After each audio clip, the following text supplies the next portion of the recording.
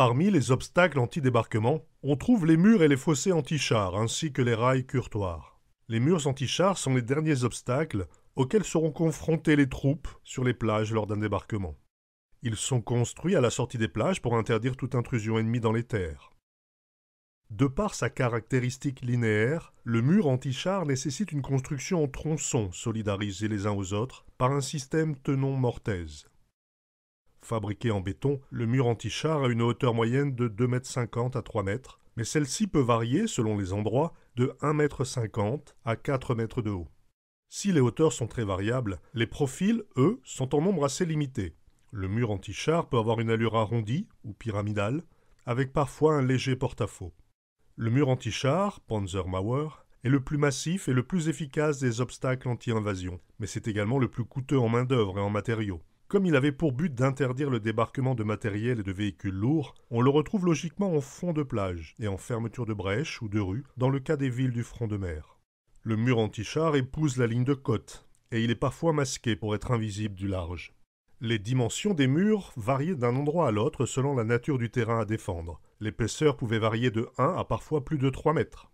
La hauteur moyenne était de 3 mètres, mais quand le mur n'était pas précédé d'un fossé anti-char, la hauteur pouvait dépasser 4 à 5 mètres. Le long de notre littoral, les murs anti-char en béton étaient destinés à bloquer les accès essentiels aux abords des villes. Il y en a eu notamment à Wimereux. À partir de 1944, l'accès aux zones construites, depuis les plages, est fermé par des murs qui courent tout le long de la ligne côtière, devant les constructions. On trouve également un mur anti-char du nord au sud de 800. C'est l'un des mieux documentés, 800 ayant été un des sites possibles du débarquement allié aux yeux des Allemands.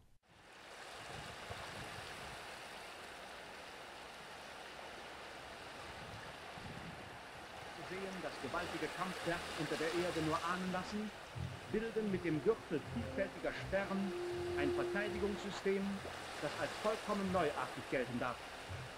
Dies gilt besonders für diejenigen feindlichen Kräfte, die bei Luftlandungen im Hinterland abgesetzt werden, um die deutsche Abwehr zu zersplittern.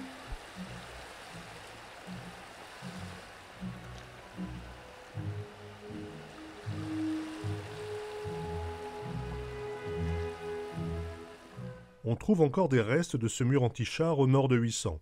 Il aurait peut-être fallu ne pas détruire la plus grande partie de ce mur, ce qui aurait peut-être évité ou ralenti le recul du littoral à cet endroit.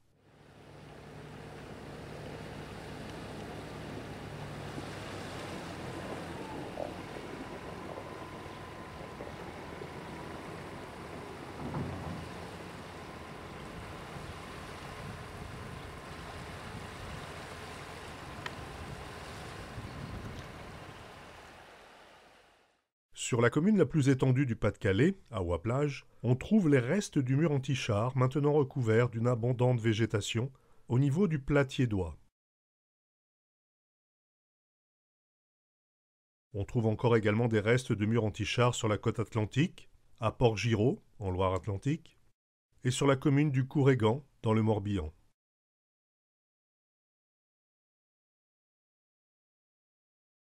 On trouve parfois des abris insérés, dotés d'emplacements d'artillerie. Ces petites casemates ont des ouvertures pour le tir du côté de l'ennemi, avec des mitrailleuses ou des armes anti-chars. On peut voir ici le schéma d'un flanquement pour armes automatiques, avec un blindage d'embrasure dans le mur anti-char, afin de couvrir la plage ou la zone protégée.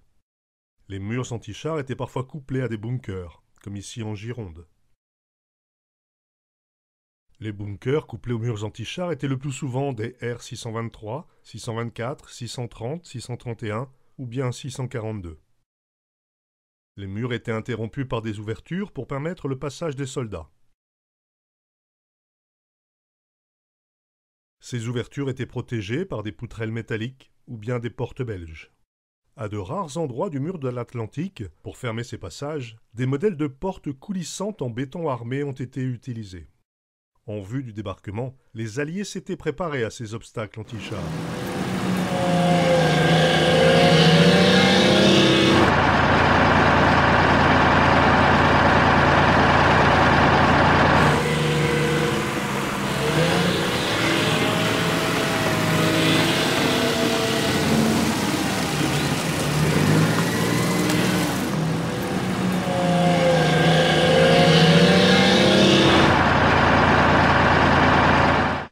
solution était de détruire des segments de murs afin de réaliser des brèches par tir de canon ou explosion. Les Alliés ont équipé certains chars avec des fascines, des structures composées de branchages enchevêtrés. Ce fagot de branchage avait pour but de combler les espaces devant renverser ou immobiliser les chars. Le fossé anti-char nécessitait moins de matériel pour sa fabrication, mais plus d'énergie et de moyens humains que le mur anti-char. Les fossés anti-char avaient au moins 3,50 m de largeur et en moyenne 7 à 14 mètres. Ces fossés avaient classiquement une pente de 45 degrés de chaque côté, pour empêcher toute remontée du char qui aurait essayé de le franchir. Les pentes étaient parfois recouvertes de troncs d'arbres pour éviter leur détérioration par les ruissellements de pluie, soit parfois ces pentes étaient en béton ou cimentées.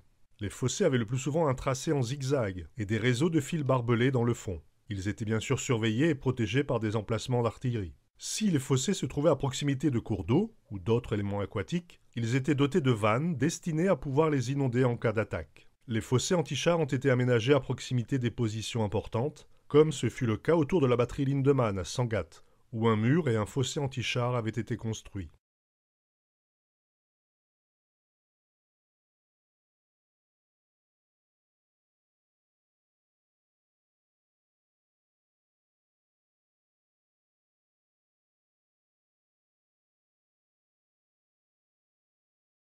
Poutres en béton ou métallique et rails de chemin de fer redressés constituent d'autres matériels qui seront utilisés comme murs anti-chars improvisés, comme on peut le voir sur ces images.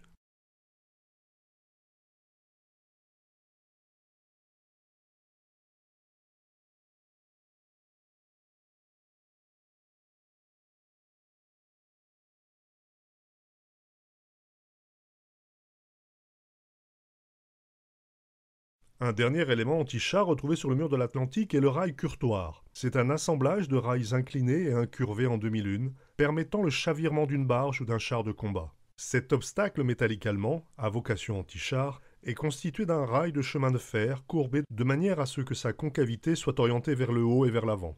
Le rail curtoir représente une approche différente dans sa conception par rapport à l'élément cointé. À la solution d'arrêt frontal sur une barrière pour les porte-belges, est préférée l'absorption du choc et le blocage du char en position haute, ce qui confère au rail curtoir sa forme très particulière. Techniquement parlant, le rail curtoir est conçu avec des éléments de 5,68 m de longueur, comprenant 4 rails en cornière, espacés d'1,42 m. Il faut donc 176 éléments de rail curtoir pour réaliser 1 km d'obstacle. Il est supporté par un jambage auquel il est fixé par des rivets. Un rail sur deux est pourvu d'une jambe de force en arrière. Sa hauteur est de 2,41 m avec une longueur de 6,41 m. Chaque élément pèse environ 2,8 tonnes, c'est-à-dire 2 fois le poids d'une porte belge. Conçu en 1937 dans le cadre du Westwall pour arrêter les chars jusqu'à 36 tonnes, 8214 exemplaires de rails curtoirs ont été amenés en France. Ces éléments pouvaient être utilisés, reliés les uns aux autres en barrage continu, devant une fortification, ou bien réunis par petits groupes en obstacles de brèche, ou bien même isolés, comme sur les plages. En France, on ne le trouve en utilisation linéaire de fond de plage qu'en Normandie, et notamment à Saint-Vaast-la-Hougue et à Trouville.